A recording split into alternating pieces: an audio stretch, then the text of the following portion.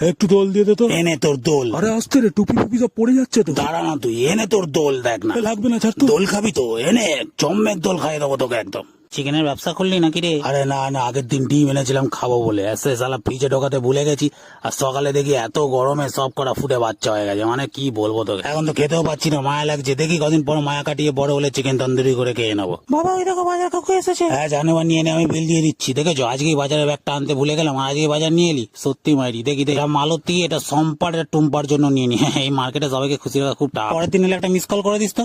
তুই নাকি সকালে হাঁটতে গিয়ে পাশের বাড়ি লেলিকে সিটি মেরেছিস। বিশ্বাস করো মা, আমি কিছু করিনি। সকালবেলা লেলি এত সুন্দর লেজ নাড়াচ্ছিল না, আমি আর নিজেকে আটকাতে পারিনি, মানে ভুল করে বেরিয়ে গেছে সিটি। আমি তো মানুষ না কুকুর, বলো ভুল তো আমার হতেই পারে। আমাকে তুমি মাফ করে দাও মা, আর হবে না, পা ধরছি তোমার। একদম পা ধরে নাটক করবি না, সর এখান থেকে।